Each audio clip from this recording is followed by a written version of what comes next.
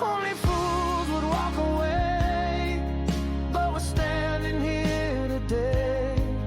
Through the storms and history, only fools in SAFC. Sunderland till the day I die, underneath the Wearside sky. Through it all we still believe, only fools in SAFC.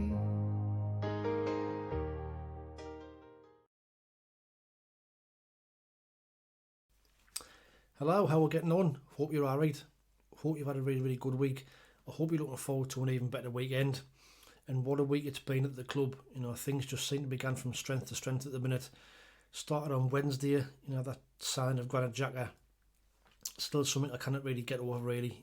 Something that I never thought I would see. Probably one of the best signings of certainly my time supporting the club. And it just shows you how far we've come and how much that the club are actually gone for it this season.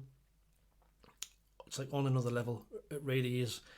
Like I say, I'm still in shock, but what a capture. So we got him from Bayer Leverkusen, 17.5 million deal, 3 years contract. There is rumours, of course, you might have seen that. Apparently it's in his contract that he can then, you know, continue to study his coaching badges. You know, otherwise see him at the end of them 3 years. So, you know, we might see him here for longer than we think. But again, if he then moves to being a coach to pass on that experience he's got onto the younger lads. I mean, even watching him yesterday, like the behind the scenes video of him meeting everybody, you can just see there's a presence about him. There's an aura about him. His interview, he's a winner. You can just see that and it's so nice to see that he wants to be here. He's not one of these that's come at the end of his career for a period here. He's focused. He wants to win. He still feels he's got, you know, the more to give at the highest level.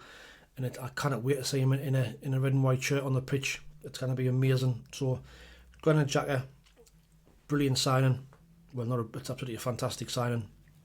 And then yesterday, we signed Robin Roefs from NEC, the goalkeeper we've been tracking for, you know, a number of weeks. We've been trying to sign at this goalkeeper, you know, and the profile that we've been looking at is the big 6 foot plus, commanding, agile, you know, powerful goalkeeper that we've been looking at. We got rejected by Bulka, who went to Nimes.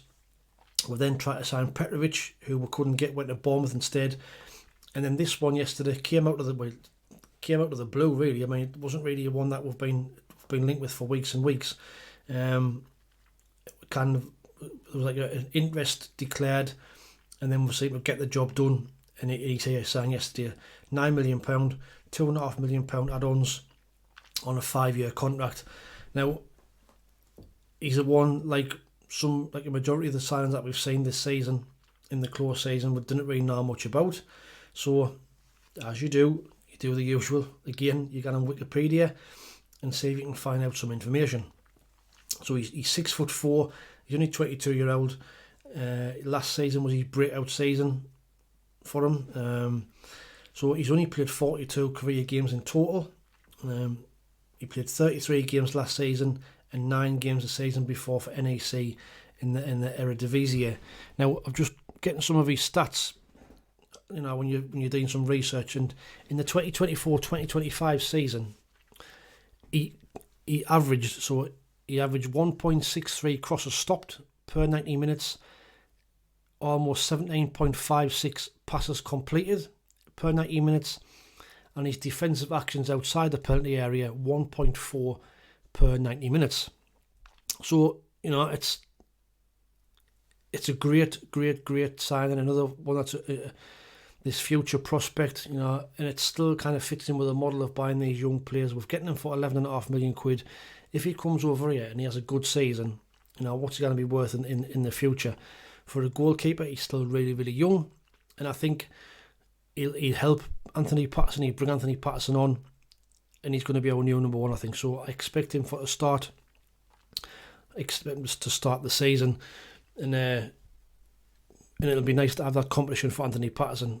I think Anthony Patterson might stay. You never know if somebody comes in with a bid.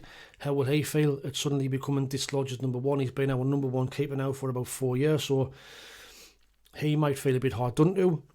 But I think we've known that in recent months. You've seen my videos and I've said that he's not command enough, he's not vocal enough.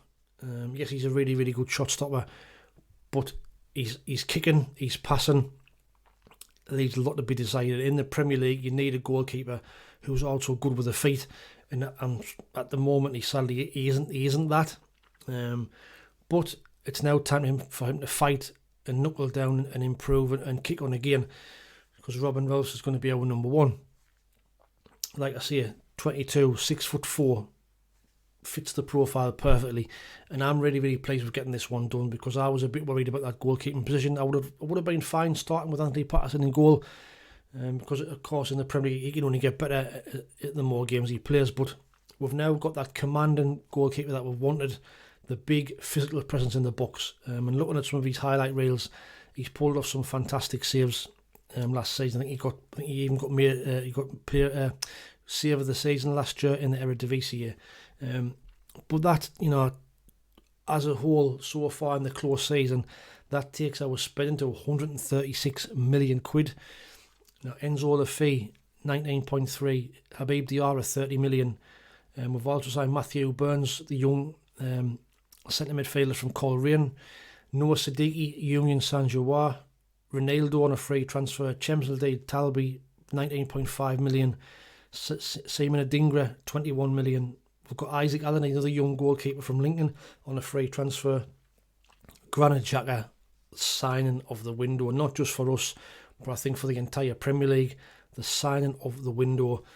And then yesterday, Robin Roefs from NEC for 11.5. Take that, into consideration with the players that have gone out. So Nathan Bishop, when I was gotten to Wimbledon on a free, undisclosed, we don't know how much we got for him, not have been much. Then with Job, went to Borussia Dortmund for 32 million. Tom Watson went to Brighton we know for 11 million. That's 43 million.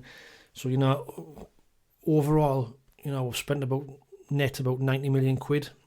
So, we're not finished yet. We know we need these two centre-backs in. Apparently, I don't know what's happening with John Lukumi. There's kind of contrasting reports to say that he's rejected us. He wants to move to a bigger club, or he wants like Champions League football, so he's waiting. If that's the case, I would let him jog on. You either want to come or you didn't. And if he's waiting about for a better offer, if you like, then for me, he's not the right fit for the club. If we sign him, then fair enough and still get him. But I would just be a bit more reserved on judgment when players, when they've been offered a really, really good contract, they've been offered the chance to come to a massive club like Sunderland, but they'd rather wait for a better offer. So that's just my opinion on that one. I think the Wilfred Slingo one from Monaco, I think he's decided to stay there. There has been rumours in the last couple of days about Ben Mee as well on a free transfer. This is the one I've been mentioning in my videos for a few weeks now. I think he'd be a great sign. He's 35-year-old, but he's got that experience, vastly experienced. But there's a bit of, there's a bit of negativity around that one. It's kind of split the fan base. When I mentioned it, some people say yes, some people say no, they wouldn't have him. But, let me know what your thoughts are in the comments below about that. And then also, this week, we've renamed the West Stand. So now it's become the Jimmy Montgomery Stand. It was unveiled, I think, on Thursday, ready for the match on Saturday. Honouring an absolute club legend, gone from goalkeepers like the 22-year-old to an absolute legend of Sunderland, for what he did for the club, what he's still doing for the club at 81-year-old. Absolutely fantastic servant to Sunderland AFC, and it's a great honour, and it's great to see, and a great gesture from the club that we've renamed that West Stand the Jimmy Montgomery Stand. So, well done, Jimmy. Fantastic honour, fantastic achievement, and well deserved. Now, on the pitch matters, we've now got the match on Saturday, or this afternoon if you like, from Real Betis, Conference League finalists from last season. It's going to be a really, really tough game. It's another step up in our preparation for the Premier League. Now, you've seen my videos and the reports I've done in the last two games where we haven't played well. I have had some negativity and some pelters really about being super negative around losing games and speaking about the performances, but like I keep on saying, I give my honest opinion. I speak only as I find and I comment on what I've seen on the pitch. In the last 2 games, we've been poor. Yes, I know it's pre-season. I did see in the videos, it's not a meltdown. I know it's pre-season. I'm not getting my knickers in a twist. I'm just giving an honest opinion on what I see on the pitch. And some people just didn't like that. Some people just call this the doom and gloom channel. You know, I'm going over the top. I'm being super negative. I'm not. I'm just honestly giving my honest opinion on what I see on the pitch. I'm not going to come out and say we've played well when we haven't. I'm not going to say players have played well when they haven't. I'll criticise when I think it's due. I'll praise also when I think it's due. That's just what I do on the channel. And if you don't like that, then I'm sorry, but I don't know what you want us to do. You know, you can go and watch somebody else. But that's not me having a rant. I'm just, you know, just saying that it's not nice when you're getting pelters off people, when you're giving your honest opinion. And I'll not change. That's just who I am. You know. But anyway, enough of that. This afternoon, so Radice Labrise has said that Ronaldo and Chris Rigg or Anthony Patterson will not feature again because they're still recovering from injury. Ronaldo might be on the bench. He's now at fully fitness, so Rigg and Patterson are injured, but Ronaldo might feature at some point. I don't know if Granit Xhaka will feature. I'm guessing he might be on the bench to come on at some point in the game.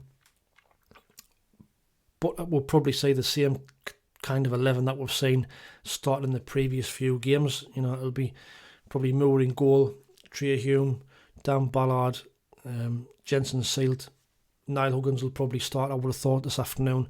In midfield, probably be Siddiqui, Diarra, Lafayette, Talby, Adingra, with Eliza Mayenda up front. I think Wilson Isidore may be fit to play some part. We'll have to wait and see this afternoon. But this will be a really, really tough test. You know, it'll be a good challenge against a really, really good outfit. So again, it's just raising them levels of quality, steady through the pre-season, getting us ready for that first game against West Ham. But let me know what your thoughts are in the comments below.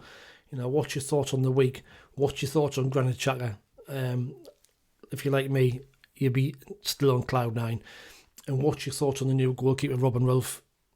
See, a decent prospect, young lad, looks good, looks big, looks physical, looks agile, and a great shot stopper as well. If you don't mind, please like, share and subscribe to the channel. Greatly appreciated on the road to 5k. But like I always say, have a really, really good weekend. Watch out for the next video where I'll probably do a review of the Betis game when I've seen that. And it will be an honest opinion as well. But in the meantime, thanks for watching. Take it easy, stay safe, and we'll speak soon. Ta-ra. Sunderland's where we live and fight with pride.